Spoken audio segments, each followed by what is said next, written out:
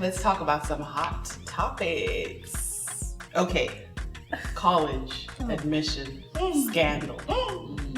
Let's talk about it, y'all. Aunt Becky from Full House. Becky with the good hair? She got good hair and good money to give her. because her kids didn't have good grades. What? So really, what are your guys' thoughts about that? Ooh.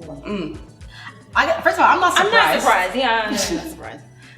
I was like, I feel like this has probably been going on. She just got caught. Like, you know what I mean? Like, I was like, all these rich kids have smart kids.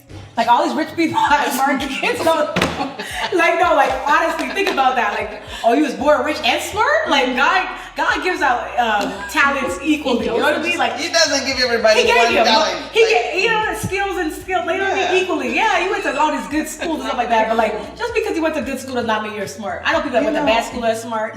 So I'll be like, they all got into Princeton and Harvard and all that. Let me put this up from working in my field. Imagine if whoever, I'm not going to say any names because I don't do that.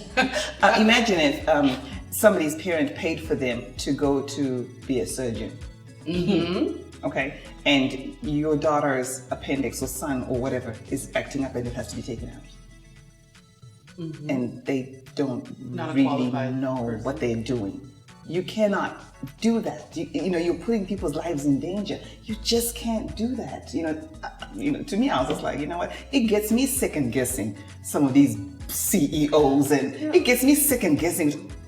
Are you really qualified? It gets me asking, these questions to myself, because you can really put people in lots of danger, financial danger, or just danger of making life decisions. It could be anything. That's true, because money. People always say money doesn't make you happy or whatever, but money can make life easier, right? Because look at this. My thing is, like, I know that there have been. I wasn't surprised as well, because I know that there are families that pay for people to take their kids' SATs and all of this to get into these good schools.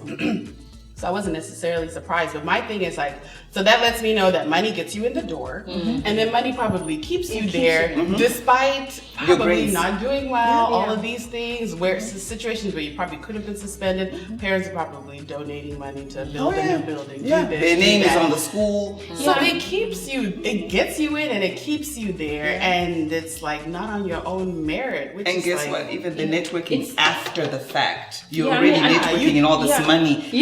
I definitely was not surprised. I think it's a systemic issue, right? That's probably been going on for generations and generations, right? Because you have that generational clause in some of these higher education learning universities and colleges, right?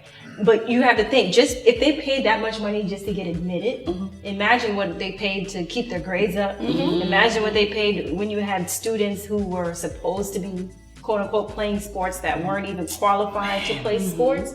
Imagine how many kids who did not get in because of those people who were actually students who, had good grades on their own merit. So it's kind of like a systemic issue that I think has to be kind of pulled out at the root, because if you don't take it out at the root, generations after generations will suffer because of it. And I think it's sad though, because I think some of the kids genuinely didn't know. Like, they knew. No. You know your grades. No. I think there's some who, like, obviously if you've never played lacrosse and all of a sudden you're getting in the lacrosse team, okay? Why are you picking lacrosse? I thought the rich person sport. You got lacrosse? That's below my tax bracket. Okay. I'm like basketball. So I think, like, in some case, I mean, you were I'll just get on the lacrosse team. But I feel like maybe some of the ones who maybe take SATs, but then someone else is paid to take your SAT, and then you believe that you did well. I mean, you think every single one of those kids knew? I do think the kids knew. Because there's no way you sit down for the SAT test that you didn't study for.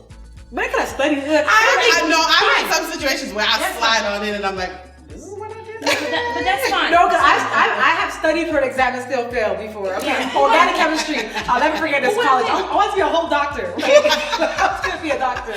And then organic chemistry changed my whole life. I was like, organic chemistry I was like, I don't think like that. I was like, I missed I feel we were supposed to go on a road trip to Michigan State. My friends went, and I was like, nah, I gotta study, and I still failed. I was like, I should have went to Michigan State. and enjoyed your life. I could have met Shannon Brown. There you go. You still there back there? Okay. And I still failed. No, I'm saying even so. Let's say that they studied and they got the results of the test, and then you come back and like, oh, my result has changed. No, but No, they would get the proper result. They They would get the paid result. at the same time. No, okay. Then when you're getting your transcript and you're looking, you're like, oh, that wasn't my score. Okay, You don't know? I just want You're an you adult to know. now. I have heard people. I don't know. I've heard people doing exams for other people, but they're both there at the same time. Huh? And yes, How they learn? I don't know, but you just someone puts the name on the test and someone doesn't put the name on the test. That's what I heard. Okay. That's what I heard. Right? Don't you? And then it's like, so you thought you did a test, but then again, like, I don't know, like, how you not put your name though. Like, I'm just trying to say, and then that result came back with your name on the test.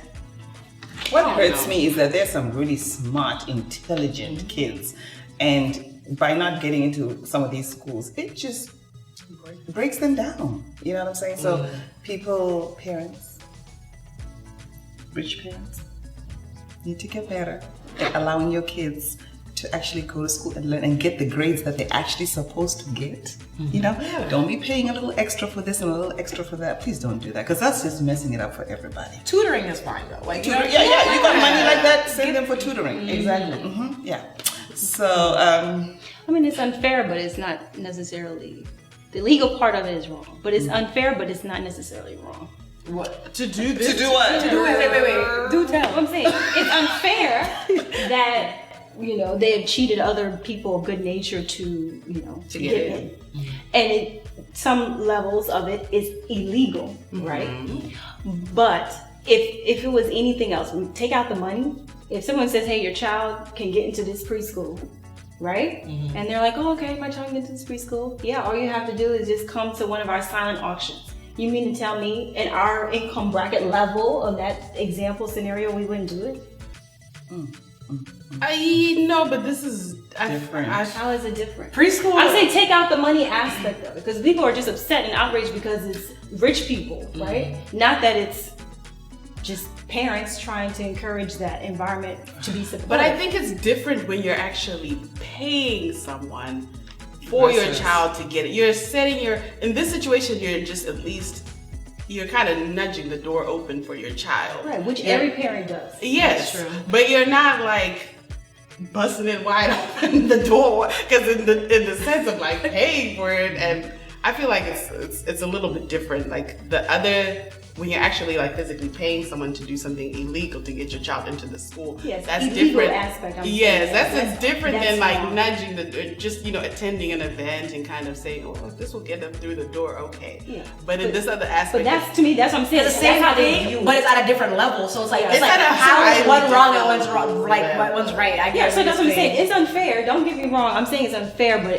and the legal part of it is wrong, and people should be prosecuted to the full extent of the law. However, unfair, but not necessarily wrong. I would say it's one of those things where it's like, I'm not saying it's right or wrong or that you should have did it, but I understand. Like, you know what I mean? Like, But I get it. You know what I mean? Like, you like you went a little extreme, but I got your thought process. So it's like, I just think you're setting your child up, and if they're walking in knowing that they always know that whatever happens in life, mom and dad is my backup. You're not giving them the tools to get through, because life is rough. Okay, real life is rough. Like I said, money makes it easier, yes, but you're not setting your child up with like a sense of independence, a sense of being able to work for something, strive for something. It's just going to be a child that's like, oh well, if that doesn't work out, mom and dad got me, or if that doesn't work out, I got my money to fall back on. But they probably are like, if that's how your child is, that's like you're like, or that's how you raise them. That's how they're probably going to be like that anyways in any other situation. So that's kind of like, well, then it sounds like that's how you're raising them. If that's how you're,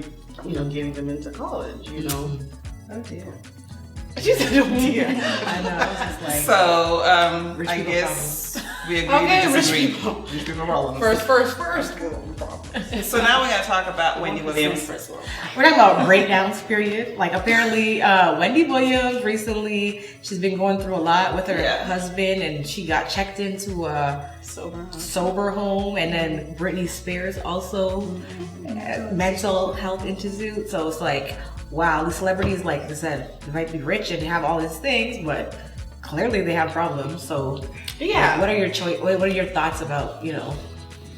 Well, for me, the checking yourself into a mental health institution or going to like a sober Seeking help. I'll never shame anyone for that because I know mental health issues are real. Addiction is a disease; it's real. So, if anyone voluntarily checks themselves in somewhere, I'm like, kudos to you. Yeah, good job, Britney. Yeah. So I'm like that part. I don't even. And hopefully she look into that. If that part, more than anything, my heart goes out to them, and I'm like thankful that they even have the resources to be able to do that. The other piece with Wendy Williams is the when is enough enough? You know, so with Wendy, it's like Wendy makes a living off of being really messy, right? You know, and then she has messiness in her life, and it's like. Yes. Yeah. Well, you know what? When she like took this hiatus after she had like some health issues, and then there was a whole scandal with her husband. But when she came back, she was like, "My health is good. My marriage is good." My still here. Yeah, and she was like, "Don't ask me anything about my marriage until you see that I don't have this or whatever." That's when I stopped watching. And it's like, yeah, she's just messy. I'm sorry. She told Nick Cannon, "Oh, so you had an oops baby when he had like a baby with like his girlfriend." Yeah, years ago. But then now he took it over your show he helped Wendy's husband got a oops baby. Got his mistress. Allegedly. His mistress just had a baby. What goes around comes around with a oops baby. Oops baby. If the allegations are true, I think she should leave him, right? Just because it seems like her health is deteriorating, staying attached to him. You know what I mean? I know their business interests are all entangled, and 22 years is a long time. So I'm hoping that she gets the help that she needs. Okay. We hope that Britney. No, I would say, so one thing about Wendy Williams though, like here's the thing. You want to talk shit or whatever mess about other people and don't think it's gonna come back to you. Trust me, what goes around comes around. And it's funny how you don't get the same energy when stuff happens to you get with other people. And yes, I'm a little like agitated because I went on your show one time. I was a big fan of yours, huge fan. You were so disrespectful. I was the biggest fan of yours. I'm like, yo, what? I told myself that one day I'm gonna become famous, get my own platform so I could come back on your show and do something to you. But you know what? My God's bigger than me. He said, vengeance is mine. It's not yours. So I have to do nothing. I'm not trying to say that I wish bad on you, but just remember what you do to other people and how you make them feel, because people are not gonna remember what you said and do, but how you make them feel. True. So please get better, but now take this and at least be a little bit, more sensitive when you do your little hot topics and your shade. Okay then. Bloop. Okay, so we want Wendy Williams, of course, to get into a better place because we're good people. Maybe. Just kidding. And we want Britney Spears to get the help that she needs. Yeah. Okay, because mental health is a serious thing. Thank you so much for watching this episode of Ndeipi MuDiaspora, and we'll see you next time.